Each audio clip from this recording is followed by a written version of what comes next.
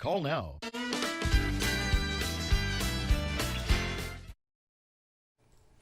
Coming up, President Biden says more aid is being sent to Ukraine after meeting with NATO and G7 leaders. Dedicated to Eastern and Southern Kentucky, this is WYMT Mountain News at 11. Good evening, I'm Steve Hensley. Thanks for staying up late with us. As Ukrainian forces continue to repel Russia's efforts to overtake a major city, the devastating missile strikes and bombardments continue. Meanwhile, President Biden is in Europe speaking with key U.S. allies in historic meetings prompted by Russia's aggression. CBS's Deborah Alfarone reports from the White House.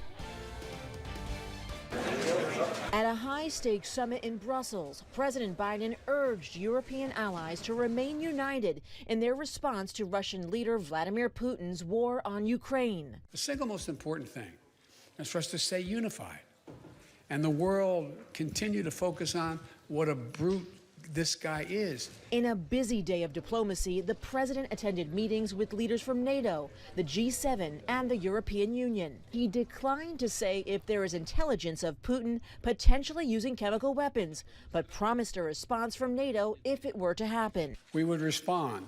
We would respond if he uses it.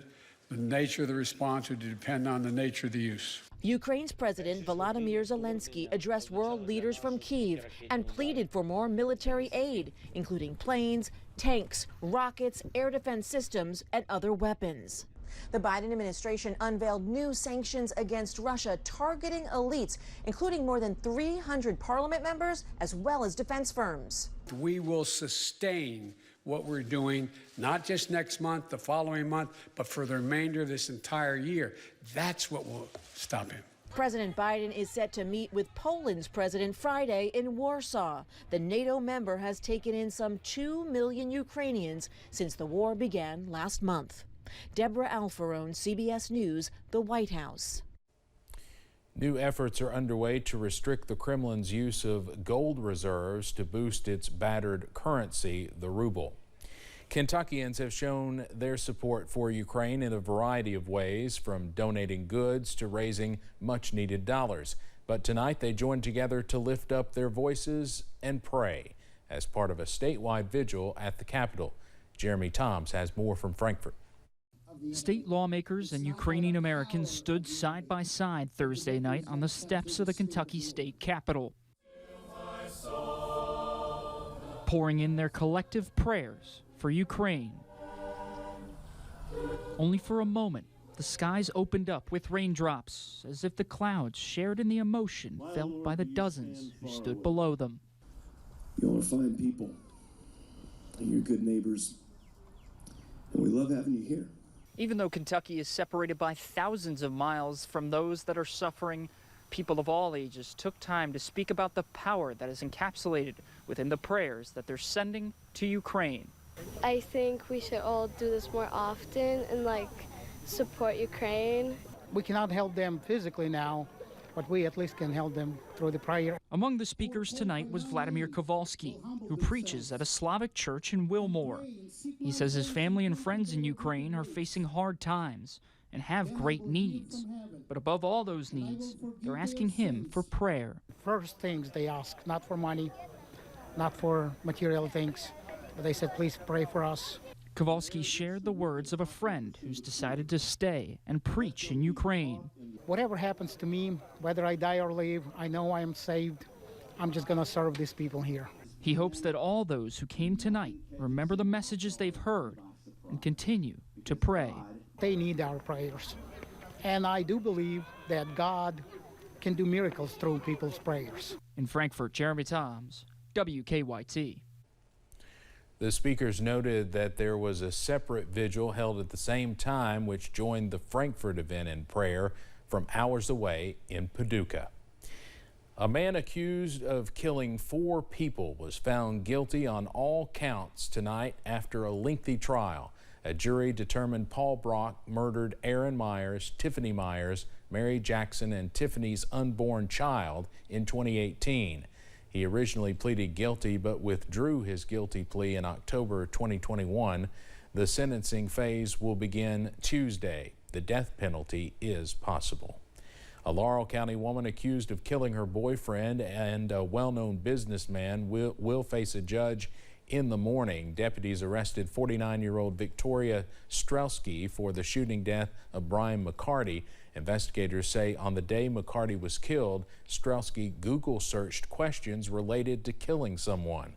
Investigators say Mccarty was shot 3 times. We've also learned Mccarty's family is suing Strzelski over his estate.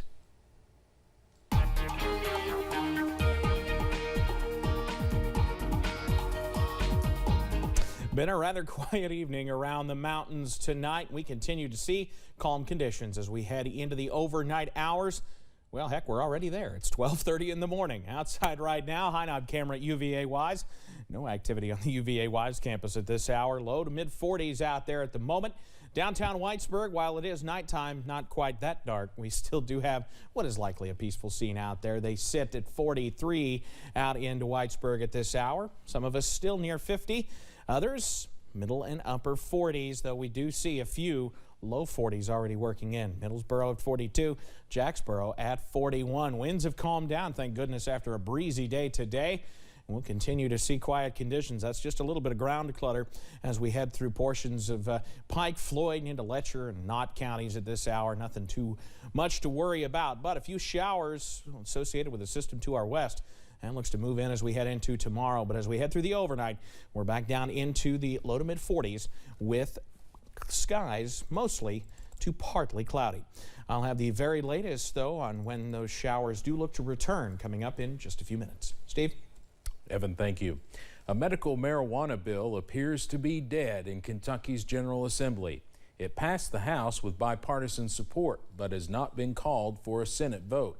Senate Majority Floor Leader Damon Thayer told the Herald-Leader that the bill does not have the votes to pass in the Senate. Many of us have seen higher energy bills during the past few months, and Kentucky lawmakers are worried prices could continue to spike.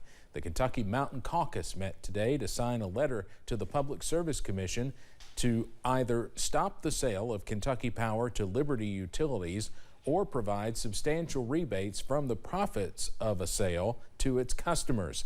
Lawmakers say they would like other energy companies the chance to place a bid.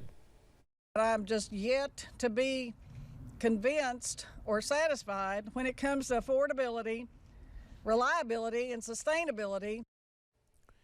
Officials with Liberty Utilities say they will create a fund to provide some relief to customers for the ever-changing fuel rates, along with a rate holiday for the retirement of a Big Sandy coal plant.